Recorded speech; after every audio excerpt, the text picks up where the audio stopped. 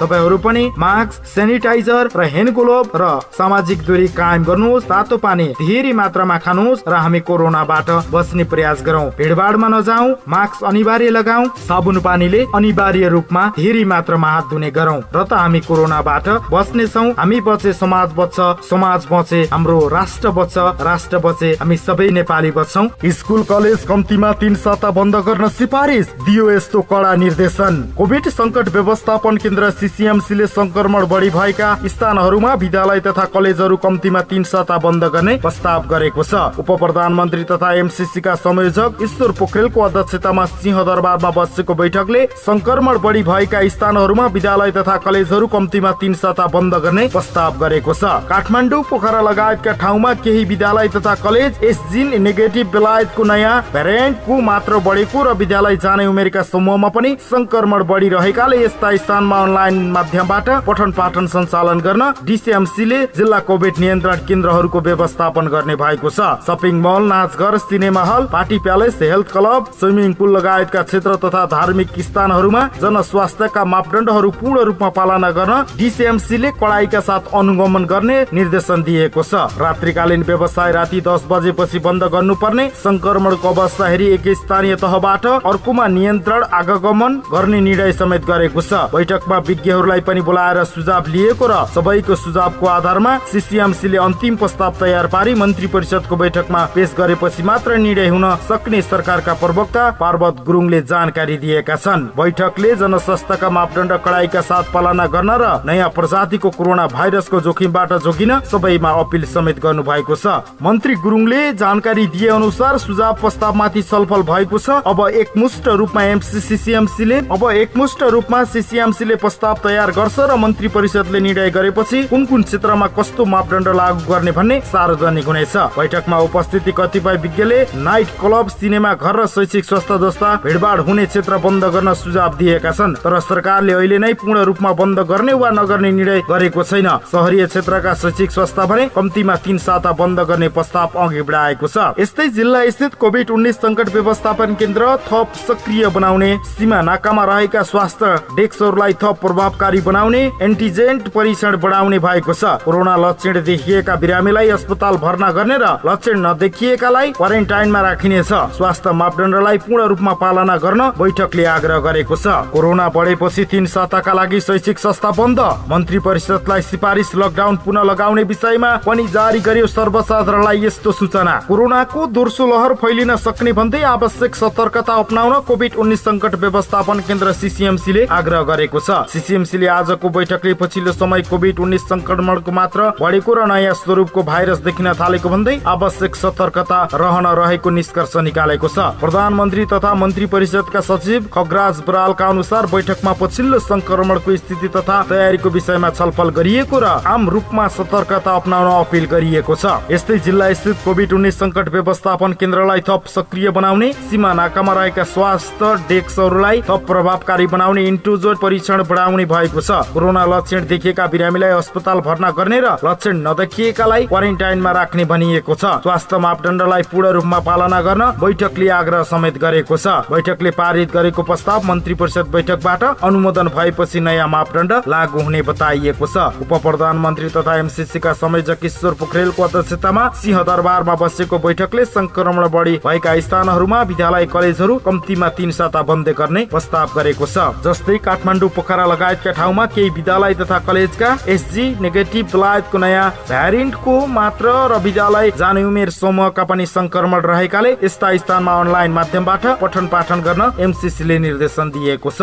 Shopping मलहरू, party palace, health club, swimming pool लगायतका धार्मिक स्थलहरूमा जनस्वास्थ्य मापदण्डहरू पूर्ण रूपमा पालना गरी कडाइका साथ अनुगमन गरिने भएको छ। रात्रिकालीन व्यवसाय राति 10 बजे बन्द गर्नुपर्ने र संक्रमणको अवस्था हेरेर एक स्थानीय तहबाट अर्को स्थानीय तहमा जानको लागि कडाइ गरिनेछ। कोरोना संक्रमण उच्च रूपमा बढ्ने देखिएपछि एमसीसी का संयोजक तथा उप प्रधानमन्त्री ईश्वर पोखरेलले शनिबार सबै सरकारवाला मन्त्रीहरूलाई बोलाएर सिंहदरबारमा छलफल गरेका हुन्। बैठकमा उप प्रधानमन्त्री पोखरेल सहित गृह मन्त्री रामबहादुर थापा, स्वास्थ्य मन्त्री हृदय त्रिपाठी, पर्यटन मन्त्री भानुभक्त ढकाल लगायतका मन्त्रीहरू सहभागी रहेका थिए। हामीले आफ्नो तर्फबाट नेपाल लगायत छिमेकी देश सहित अन्य देशमा भइरहेको कोरोना संक्रमणको अवस्था कस्तो छ, कसरी नियन्त्रण गरेको छ भन्ने विषय विषयमा ब्रिफिङ गर्यो। सीसीएमसी को सचिव खगराज बरालले भने नेपालमा कोरोना संक्रमण कम गर्न पहिले चरणमा के काम गर्न सकिन्छ, दोस्रो चरणमा पुगेपछि राज्य र नागरिकले गर्नुपर्ने दायित्व के हो भन्ने विषयमा मसिने गरी आफ्नो कुरा राख्यौं। सीसीएमसीले कुनै निर्णय गर्ने भए तापनि कोरोना संक्रमणको पछिल्लो अवस्थाको विषयमा ब्रिफिङ मात्रै गरेको बरालले बताएका छन्। तर बैठकमा विभिन्न कोणबाट छलफल भए पनि कुनै निर्णय भइ नसकेको जानकारी दिएको छ। सीसीएमसीले आफ्नो तर्फबाट कुरा राखेपछि सबै मन्त्रीहरूले आफ्नो धारणा राखेका थिए। पहिलो चरणमा शहरी क्षेत्रमा भिडभाड कम गर्न साथै स्वास्थ्य मापदण्डको कडाइका साथ पालना गर्नुपर्ने मन्त्रीहरूले सुझाव दिए। सीमा आवत जावतमा कडाइ गर्नुपर्ने, स्वास्थ्य चेकलाई व्यवस्थापन गरेर अगाडि बढ्नुपर्ने पनि बताएका थिए। लकडाउन गर्ने, शैक्षिक संस्था, फिल्म हलहरू बन्द गर्ने विषयमा दोस्रो विकल्पहरूको रूपमा राखिएको उनले बताएका छन्। सीसीएमसी संयोजक पोखरेलले हुन्न भने सदस्यको रूपमा 10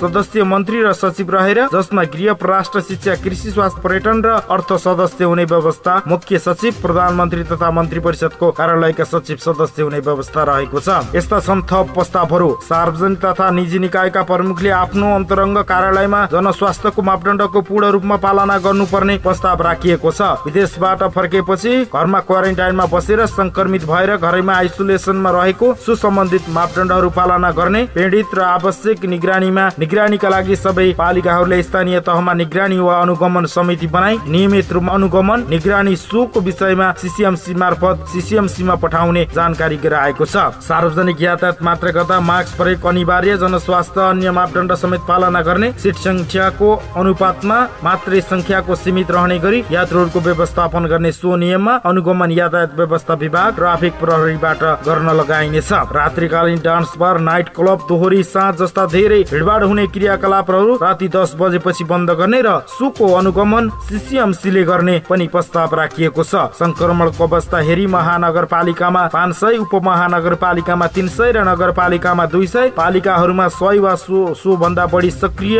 भएमा सम्बन्धित पालिकाको समन्वयमा नियन्त्रण आगमन गर्ने व्यवस्था सीसीएमसीले मिलाउने र स्वास्थ्य तथा जनसंख्या मन्त्रालयको समन्वय समिति पालिकाको टेस्टिङ, क्वारेन्टाइन र आइसोलेसनका लगायतका व्यवस्था मिलाउनेछ। कोभिड-19 को कारण विदेशमा मृत्यु भएका नेपाली नागरिकको सब सद्गतका लागि नेपाल ल्याउनै पर्ने भए सम्बन्धित देशले दिएको अनुमतिको आधारमा नेपाललाई सद्गत गर्न दिइनेछ। जनस्वास्थ्य मापदण्डको आम रूपमा पालना नभए भएको नियमित अनुगमन गर्नका लागि प्रत्येक जिल्लामा सहायक प्रमुख जिल्ला अधिकारीको नेतृत्वमा स्वास्थ्य कार्यालय, सबै सुरक्षा निकाय र शिक्षा विकास तथा समन्वय एकाइका प्रतिनिधिको अनुगमन समिति गठन गरी नियमित अनुगमनको कार्य गरिनेछ। हाल सञ्चालनमा रहेको आन्तरिक विमानस्थलमा जिल्ला स्वास्थ्य कार्यालयको समन्वयमा अनिवार्य हेल्थ डेस्क स्थापना गरी यात्रुको चेक जाँच गर्ने व्यवस्था मिलाइएको छ। स्थल मार्गबाट नेपाल प्रवेश गर्न तोकिएको नाकाहरूमा स्वास्थ्य तथा जनसंख्या मन्त्रालयको समन्वयमा प्रदेश र स्थानीय तहको अनिवार्य रूपमा हेल्थ डेस्क स्थापना गरी स्वास्थ्य जाँचको प्रतिबन्ध मिलाइएको छ। अहिले वैदेशिक रोजगारीका लागि विदेश जाँदै हुनुहुन्छ? कुन देशमा के नियम? पूरा भिडियो हेर्नु होला। कोरोना महामारीका कारण रोकिएको वैदेशिक रोजगार बिस्तारै लयको बाटोमा फर्किँदैछ। गत माघ महिनाको मात्रै 17,878 जना विदेशिएका छन्। नेपाली श्रमिक वैदेशिक रोजगारीमा जाने प्रमुख गन्तव्य मुलुक कोरोना भाइरस नियन्त्रणका लागि आफ्ना देशमा नयाँ नियम बनाएर लागू गराइरहेका छन्। नेपालीहरूको प्रमुख श्रम गन्तव्य कतिपय देशको कोरोनाका कारण विदेशी कामदार लिएका छैनन्। केही देशमा काम गर्न जाने पनि 3 पटकसम्म पीसीआर परीक्षण र महँगो शुल्क तिरेर क्वारेन्टाइनमा बस्नुपर्ने व्यवस्था लागू गरेका छन्। कुन देशमा के नियम लागू भएको छ तपाई जानी राख्नुहोस् र भिडियोलाई अन्तिमसम्म हेरेर साथ दिनु होला। यूएई मा कस्तो नियम छ त तपाईलाई हामी जानकारी दिँदैछौँ। यूएई ले भारत, नेपाल, पाकिस्तान, अफगानिस्तान र बंगलादेशबाट भिजिट भिसामा गएका नागरिकलाई फिर्ता राउन्ड ट्रिप टिकट नभएसम्म प्रवेश नदिने नयाँ कानून व्यवस्था गरेको छ। पछिल्लो समय भिजिट भिसामा धेरै विदेशी नागरिक यूएई मा भित्रिन थालेपछि पढाइ गर्न थालिएको हो। भिजिट भिसामा गएका विदेशी नागरिकको साथमा होटल बुकिङ र फिर्ता टिकट नभई बुकिङ अन्तर्राष्ट्रिय विमानस्थल र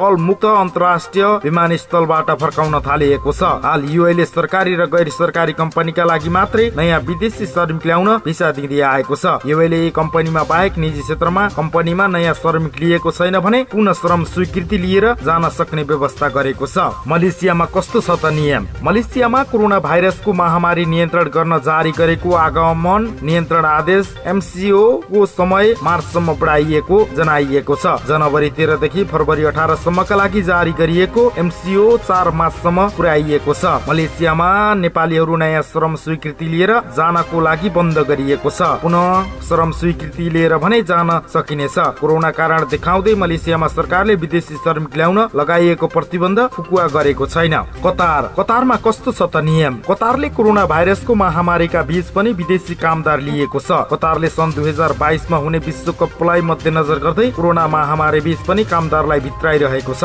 कतार सरकारले कोरोना भाइरसको संक्रमण नियन्त्रण गर्न 32 बुँदे सूचना जारी गरेको थियो। जारी गरेको 32 बुँदे नियम पालना नगर्ने स्वदेशी तथा विदेशी नागरिकलाई 2 लाख रियल जरिमाना र 3 वर्षसम्म कैद गर्ने चेतावनी दिएको छ। 33 बुँदे सूचनामा मोबाइल इजरात एप्लिकेसन डाउनलोड गरेर हुनुपर्ने, बाहिर निस्किँदा मास्क अनिवार्य लगाउनु पर्ने, क्याम्प भित्र 5 खुल्ला स्थान, 15 जना भन्दा बढी भेला हुन नसक्ने सार्वजनिक स्थल वा समुद्री किनारमा 15 भन्दा बढी भेला हुन नहुने, सवारी साधन चालकसित 4 जना भन्दा बढी मात्र यात्रा गर्न पाउने व्यवस्था गरेको छ कतार सरकारले। साउदी अरबियाले पुनः प्रवेश भिसामा नयाँ नियम लागू गरेको छ। साउदीमा कार्यरत रही पुनः प्रवेश भिसामा घर फर्किएका प्रवासी श्रमिकहरूलाई भिसा म्याद सकिनु अघि फर्किन आग्रह गरेको छ। भिसाको अवधि भित्र नफर्किए 3 वर्षसम्म साउदी अरब प्रवेशमा प्रतिबन्ध लगाइएको छ। साउदीले 20 देशबाट रोजगारीका लागि आउने प्रवासीको आगमनका अस्थायी रूपमा स्थगित गरेको छ। Bharat, Pakistan, Argentina, Brazil, Egypt, France, Germany, Indonesia, Ireland र इटाली, जापान, लेबनान, पोर्चुगल, दक्षिण अफ्रिका, स्विट्जरल्यान्ड, टर्की, युए, बेलायत र अमेरिकाबाट प्रवासी श्रमिकलाई प्रतिबन्ध लगाएको छ। नेपालबाट जाने श्रमिकको हकमा भने प्रतिबन्ध लगाइएको छैन। बराइन वैदेशिक रोजगारीमा बराइन जाने विदेशी श्रमिकले 3 पटकसम्म कोरोना भाइरसको परीक्षण गर्नुपर्ने भएको छ। बराइन सरकारले फेब्रुअरी 22 देखि लागू हुने गरी बराइन प्रवेश गर्न थप 2 पटक PCR परीक्षण अनिवार्य गर्ने नियम लागू गरेको छ। रोजगारको अवस्था अन्य काम बराइन पुगेका विदेशी नागरिकले विमानस्थलमा 1 पटक र त्यहाँ पुगेको 5 दिनको अर्को पटक 10 दिनसम्म बढी समय बराइनमा बसे पुनः PCR परीक्षण गर्नुपर्ने नियम बनाइएको छ। कुवेतले रोजगारीका लागि आउने 68 देश विदेशी श्रमिकमाथि प्रतिबन्ध लगाएको छ। रोजगारीमा कुवेत जाने विदेशी कामदारले भने अनिवार्य 7 दिन संस्थागत क्वारेन्टाइनमा बस्नुपर्ने व्यवस्था गरेको छ। त्यसपछि 7 दिन होम क्वारेन्टाइन बसेपछि मात्र काममा फर्कन पाउनेछन्। क्वारेन्टाइन खर्च कामदार आफैले बेहोर्नु पर्नेछ। हाल ओमनबाट नयाँ डिमान्ड आउने क्रम सुरु भएको छ। नयाँ तथा पुनः श्रम स्वीकृति लिएर ओमन जान सकिने रोजगारमा ओमन आउने कामदारले नेपालमा 1 पटक र ओमन पुगिसकेपछि 2 पटक आफ्नै खर्चमा क्वारेन्टाइनमा बस्नुपर्ने व्यवस्था गरिएको छ। दक्षिण कोरिया सरकारले प्रवेशाज्ञा भिसा सम्बन्धी नियममा परिवर्तन गरेको छ। कोरियामा कार्यरत नेपाल लगायत देशका श्रमिकको कोरोना कारण भिसा अवधि 13 महिना थपिएको छ। विशेष गरी प्रवेशाज्ञा अवधि सकिएर पनि कोरोनाका कारण स्वदेश फर्किने अवस्था नभएका श्रमिकलाई अवधि थपिएको कोरिया न्याय मन्त्रालयले जनाएको छ। यो सुविधा अस्थायी मौसमी कामदारका हकमा भने समेत लागू हुने जनाइएको छ। दक्षिण कोरियाले दिएको सुविधा अनुसार विदेशी श्रमिकले 2022 को मार्च 31 सम्म प्रवेशाज्ञाका लागि थप आवेदन दिन पाउनेछन्। यो नियम आगामी मार्च 2 देखि लागू हुनेछ। कोरियामा गत डिसेम्बरदेखि कोरोना महामारीको तेस्रो लहर फैलिएसँगै जनवरी अन्तिमसम्म रोजगारी गुमाउने श्रमिकको संख्या 9,82,000 पुगेको थियो। यो संख्या 3 वर्ष यताकै सबैभन्दा उच्च रहेको कोरिया श्रम मन्त्रालयले जनाएको छ। कोरियामा होटल उद्योग, रेस्टुरेन्ट तथा मनोरञ्जन क्षेत्रका काम गर्ने अधिकांश कामदारहरूले रोजगारी गुमाएको जनाइएको छ। बेरोजगारी बढेसँगै विदेशी कामदारहरूको संख्या कटौती हुने सम्भावना बढेको छ। कोरिया भाषा पास गरेर 10,000 नेपाली कोरिया जान प्रतीक्षारत रहेको जनाइएको छ। हाम्रो आवाज टिभी युट्युब च्यानललाई अन्तिमसम्म हेरेर साथ दिनु भएकोमा तपाईँ सम्पूर्णलाई धन्यवाद। हाम्रो आवाज टिभी युट्युब च्यानललाई सब्स्क्राइब गर्नु भएको छैन भने सब्स्क्राइब गरी हामीसँग जोडिनु होला। हर पल हर क्षण हाम्रो आवाज टिभी युट्युब च्यानल सदैव तपाईको लागि।